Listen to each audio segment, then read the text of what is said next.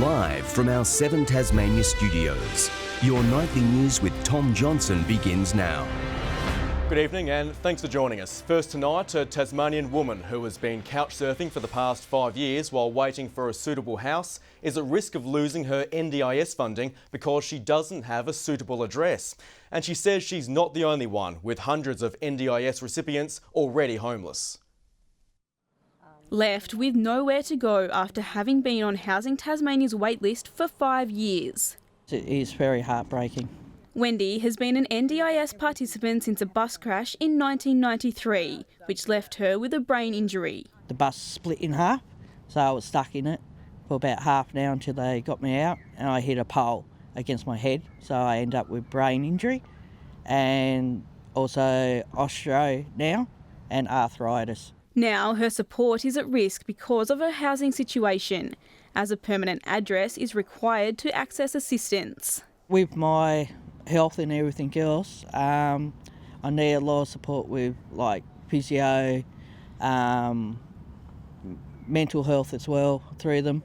Her 22-year-old son Beau, who has autism, is also an NDIS participant, and they've been overlooked for more than 50 private rentals. Couch surfing, Youngtown, South Launceston, where I can get at the moment. Their situation is now sadly a familiar story, but unlike others, Wendy is unable to sleep in a car because she's not allowed to drive. They're two of 4,000 people in desperate need of a home.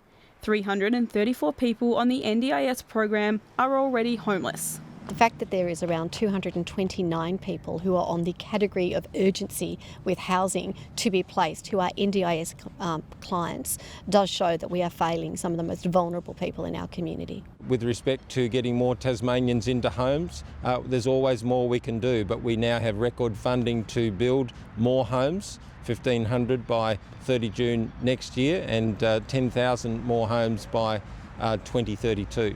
The government confident of hitting those targets, but it's cold comfort for those already without a safe place.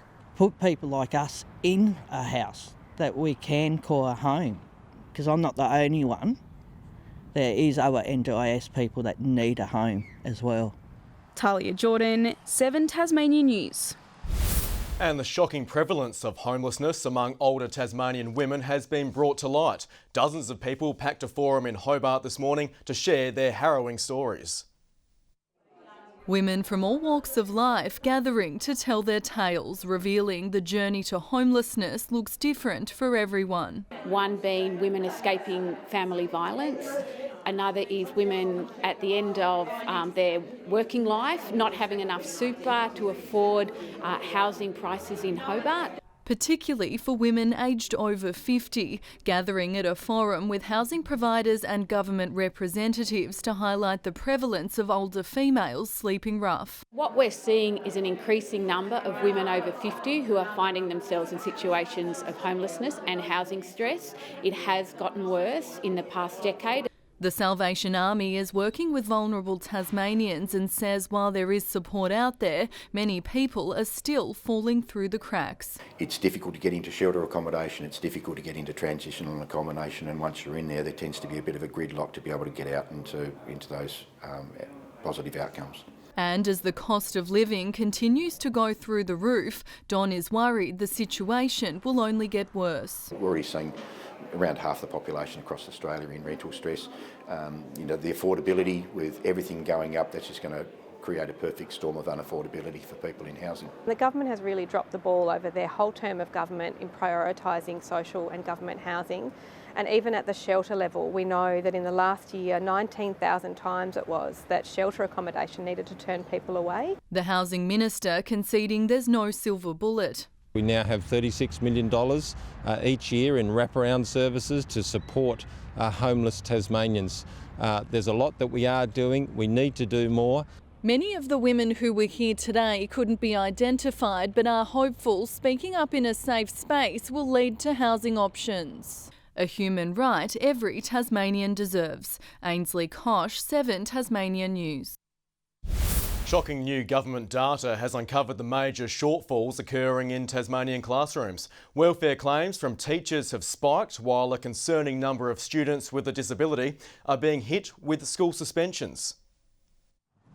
Kristen Desmond knows the damage a broken system can have on vulnerable children slipping through the cracks. Often for students with disability, behaviour is their one way of communicating, so if they are acting out, there's usually a reason for it. Alarming statistics have been revealed as a result of a budget estimates hearing showing 1 in 7 students with disability were suspended from state schools last year, the majority coming from Year 8.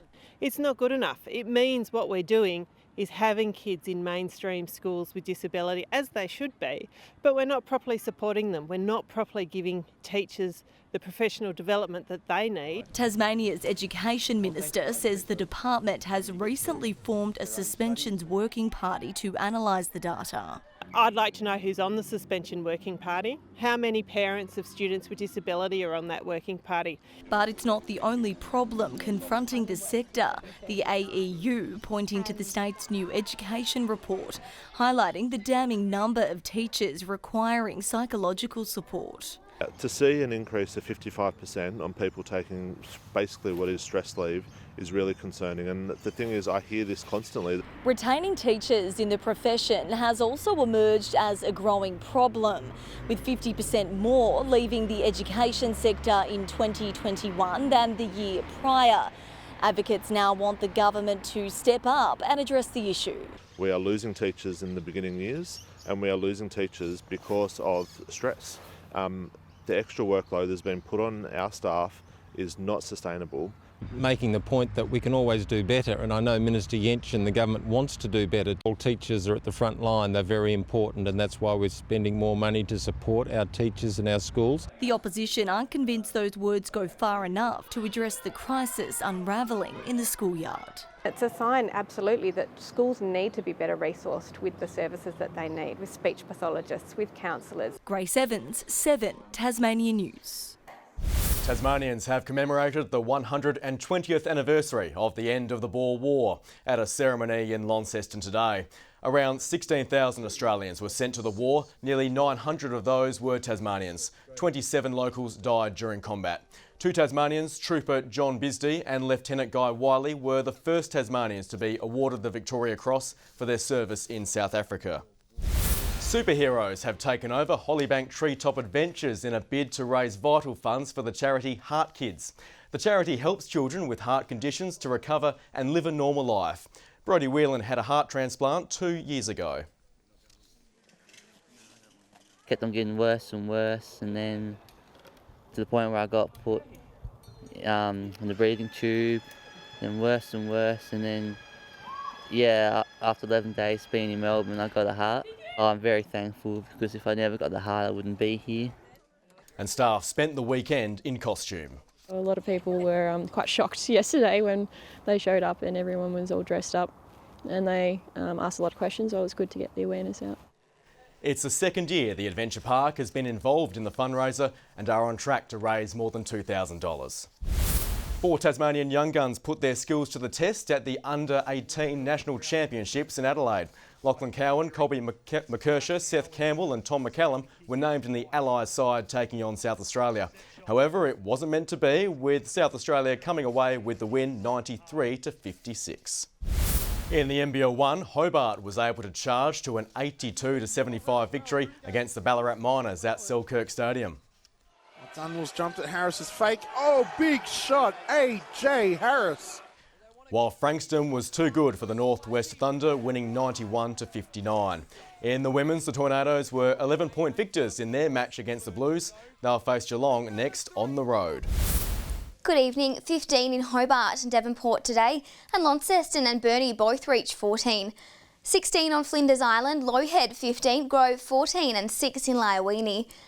The satellite pictures show areas of low cloud across the northern and eastern parts of the state, with high cloud approaching the northwest, while the southwest remain mostly sunny. Tropical moisture is generating a thick band of mid to high level cloud that passes desert regions of WA, then Northern Territory, South Australia, into a low pressure system south of the Bight. Another cloud band over the western Bight is associated with a cold front. Tomorrow's chart shows a northerly airstream over Tasmania, strengthening during the day as a cold front approaches from the west, while the front and associated rain band is expected to reach the west coast late tomorrow evening. Northwesterly winds of 20 to 30 knots about the west and south, reaching up to 35 at times about the central west in the evening, 15 to 25 knots elsewhere. And there's a gale wind warning for the central west coast, while there's a strong wind warning in place for the far north and south west coast, as well as the lower and southeast coast. Partly cloudy in Hobart tomorrow, Dover 14 and cloudy in Ouse. A shower or two in Launceston, Devonport Showers and 15 and 12 in Scottsdale. Burnie showers, Strahan 16 and showers increasing and 15 in Stanley. A shower or two in St Helens, Swansea Partly cloudy and 14 in Ross. Showers mainly about the north and west of the state on Tuesday, 14 in Launceston, Strahan 13. Wednesday, showers about the west extending to the north during the day, fine elsewhere. And Thursday, showers mainly about the north and the west. Partly cloudy in Brisbane tomorrow, Sydney 19, late showers in Melbourne, Adelaide 15 and 34 in Broome. And right now in Hobart it's 11 and clear, Launceston 12 and partly cloudy, and Devonport cloudy and 13. And Tom, happy Sunday to you. And a happy Sunday to you too, Victoria, and a happy Sunday to everyone. Hope you've had a great weekend. Kim's back tomorrow night. Thanks so much for joining us. Good evening.